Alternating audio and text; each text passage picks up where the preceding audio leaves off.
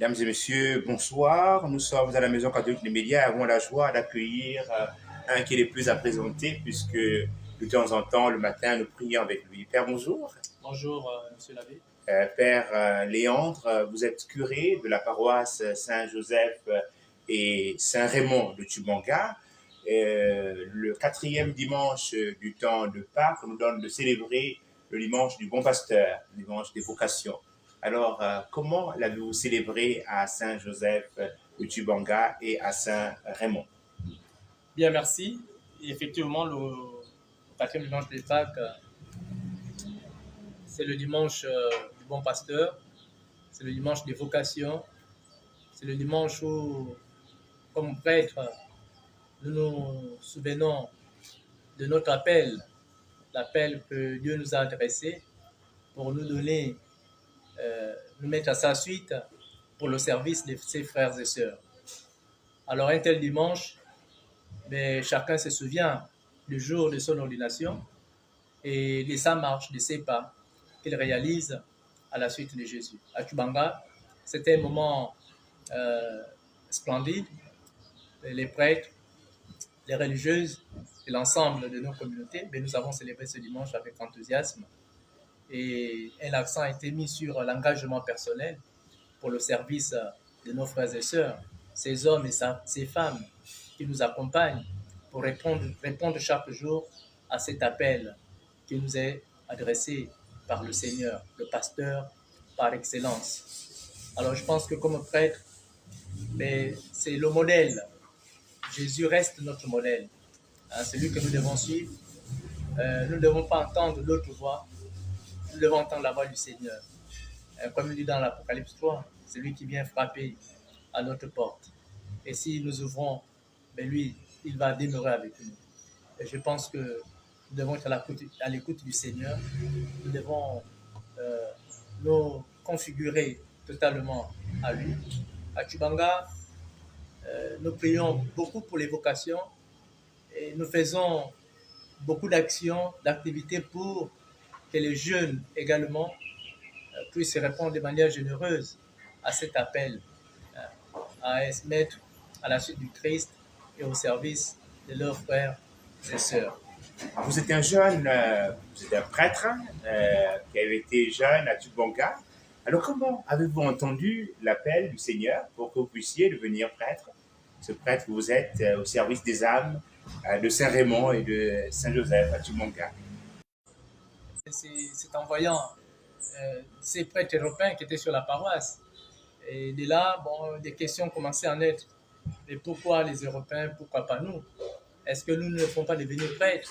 Et plus pour la mémoire, on pourrait avoir un peu, savoir quels sont ces prêtres qui étaient là. Oui, mais, voilà, le père Henri de Langavant, par exemple, qui était à Tubanga, Jean-Claude Danielou, qui était également à Tubanga. Après eux, nous avons connu d'autres prêtres, pas des Européens. Le père Djana, Lambert Djana, qui est à Port-Gentil. Le père Thomas, qui est maintenant là à Liberman, comme provincial intérimaire. Voici les prêtres, quand ils sont arrivés, on a pris goût, si vous voulez, à cette affaire. On a commencé à intégrer le groupe Appel, voilà, pour suivre les pas de ses aînés. Et après eux, il y a eu l'abbé Félicien Makita, qui est venu à Tubanga, qui est resté avec nous, qui nous a encadrés, qui nous a aidés, qui nous a accompagnés. Mais voilà un peu de modèles que nous avons eus dans le groupe Appel, des prêtres nés qui nous ont soutenus. Mais c'est lorsque je me suis retrouvé à l'université, c'est là où vraiment ma vocation s'est dessinée à plus fort. Déjà, j'avais fait une promesse au lycée national Léomba, en terminale, la veille du bac. J'avais fait la promesse au père, l'abbé Aloïse, premier prêtre de Tsoro, à qui j'avais invoqué dans une période en lui disant, mais écoute, si j'ai mon bac, je voudrais vraiment devenir prêtre.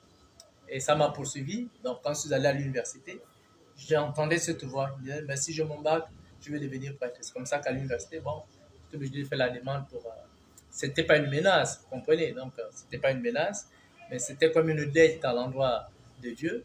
J'avais pris l'engagement, il fallait respecter cet engagement. Voilà comment je me suis retrouvé au Grand Séminaire National Saint-Augustin en 2001. Je me suis retrouvé à Saint-Augustin pour l'année politique.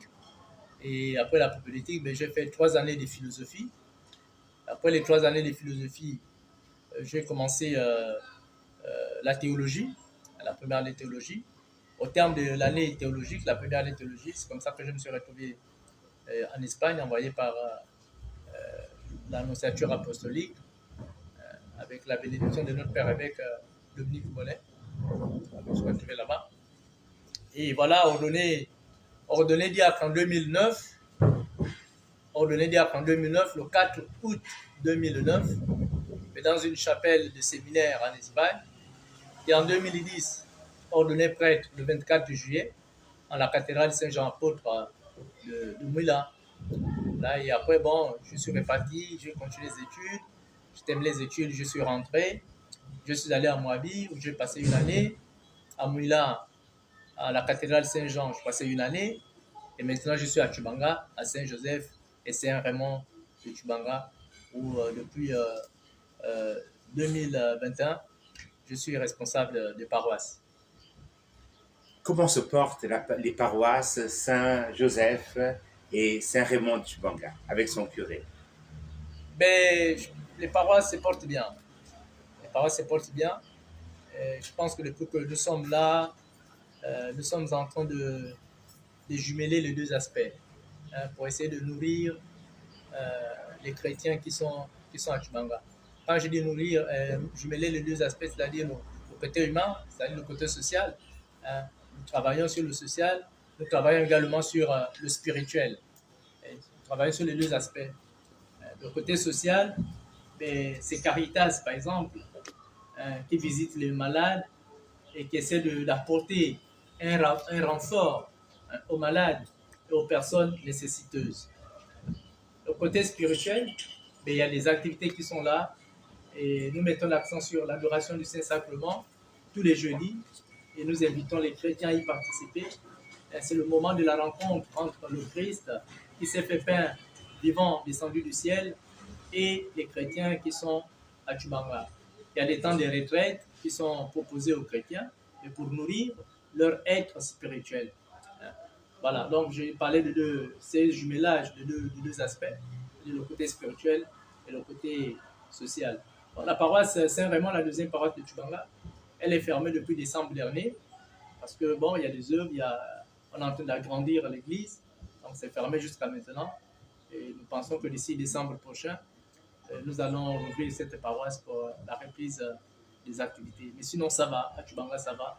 Je pense que bon, le bon Dieu est en train de veiller sur son peuple et sur l'équipe pastorale.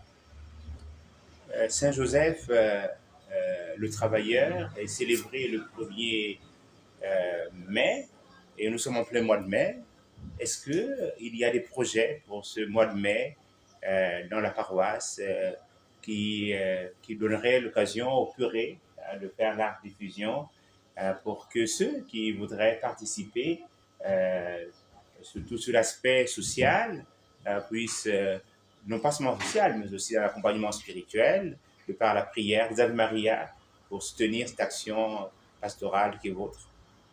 Merci. Le mois de mai, effectivement, commence avec Saint-Joseph, l'artisan, le travailleur. Cette année, nous n'avons pas pu faire grand-chose pour honorer notre saint patron. Mais parce que, bon, il y a eu tellement de choses qui se sont réalisées au cours de l'année, si bien que nous avons pensé que cette année, bon, on laisse passer cette année et que l'année prochaine, 2023, avec la grâce de Dieu, nous pourrions d'une manière ou d'une autre honorer notre saint patron. Mais qu'à cela ne tienne, il y a des activités qui sont en vue. Des activités qui sont en vue. Bon, les activités qu'on devait faire le premier, mais par exemple des kermesses, une foire des ventes, un vide-grenier qui était programmé. Mais toutes ces activités, nous allons les rattraper au mois de juillet. Et pour l'instant, au mois de mai, nous donnons la priorité, comme dans toute l'Église, à notre Mère du ciel. C'est le mois de Marie. Et là où est Marie, c'est tout Saint-Joseph. Alors donc toute la communauté s'est engagée tous les jours à faire le chapelet, tous les jours en paroisse. Et les jeudis, une méditation, c'est-à-dire une réflexion sur un aspect mariologique, un aspect qui concerne Marie, l'enseignement de l'Église sur Marie. Il y a des personnes qui ont été proposées Et ces personnes, tous les jeudis, viennent pour entretenir leurs frères et leurs sœurs de Tchubanga sur, comme je disais, un aspect qui concerne la doctrine sur Marie. Mais tout le reste du jour, il y a le chapelet. Alors, à la fin du mois de mai, plus précisément le 28 de ce mois, nous avons pensé organiser une journée santé, journée santé paroissiale. Donc, il y aura des consultations, des dépistages sur le palu, la tension, etc., toutes les autres maladies, cancer. Et c'est l'objet même de mon passage à Libreville. Je suis en train de rencontrer des personnes, des structures qui peuvent nous soutenir dans cette activité que nous trouvons essentielle, surtout pour la catégorie dont l'âge va de 15 à 35 ans. Ces catégories qui sont toujours abandonnées et qui parfois après sont surprises d'être porteurs d'une maladie. Mais parce que on n'a pas eu la possibilité lorsqu'on était jeune de se faire consulter et de découvrir si nous sommes porteurs d'un virus ou bien de quoi que ce soit. Voilà, donc c'est le 28 mai que cela va se passer, le samedi, avec le concours de médecins et des infirmiers de Tchubanga. Donc nous passons toute la journée, quelque chose qui va commencer à 7 heures, la journée sans tabac, une soirée festival culturel que nous avons dénommé Masanga, donc avec tous les jeunes de la ville. Tout ça va se passer chez nous à la paroisse Saint-Joseph. Les latins disent mens sano in corpore sano, un esprit sain dans un corps sain. Une journée sans tabac. Le mois de mai est un mois consacré non seulement à la Vierge, mais aussi au point de vue de la santé, à la lutte contre le tabagisme. Alors, comment est-ce que vous, pasteur, vous vivez ce contact avec ces personnes qui s'adonnent au tabac? Bon, vous savez, nous les respectons. Nous les respectons dans tout ce qu'ils font, dans leurs décisions. Mais comme pasteur, comme prêtre, comme frère, comme éducateur, mais nous devons leur montrer les conséquences du tabagisme. Parce que le tabac détruit. Et voilà pourquoi nous avons décidé que dans les jours à venir, il faudrait une campagne dans ce sens.